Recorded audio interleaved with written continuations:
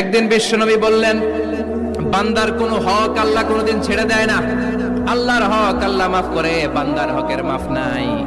যদিও আমি নবী, আমার উপর যদি কোনো হক থাকে বলো, আমি দিয়ে দেব। কোন সাহাবী দাঁড়ায় না। এক সাহাবী দাঁড়িয়ে বললেন, নবী, যুদ্ধের ময়দানে চাবুক চালানোর সময়, লাঠি চালানোর সময় এক কাফেরকে মারতে যে আপনার লাঠির বাড়ি আমার পিঠের মধ্যে পড়েছে। আপনি যেহেতু এই কিসাসটা আদায় করতে চান, আপনার পিঠে আমি লাঠির বাড়ি মেরে এটারে শোধবোধ করে দিতে চাই। সাইয়েদনা ওমর ফারুক হাতের জামা এরকম করতে শুরু করছে, আয় এদিকে আয়, তোরে শোধবোধ করাই। বিশ্বনবী বললেন, ওমর রাখো, এটা বান্দার হক, মিটাতে দাও। বিশ্বনবী বললেন, আসো, তুমি এসে আমার পিঠে লাঠি দিয়ে চাবুক দিয়ে বাড়ি মারো। সাহাবী বলে, ও নবী, তখন দুর্ভিক্ষের সময়ের যুদ্ধ ছিল, আমাদের গায়ে জামা ছিল না। যখন আপনি আমার চাবুকটা পিঠের মধ্যে মেরেছেন, আমার পিঠে তখন জামা ছিল না।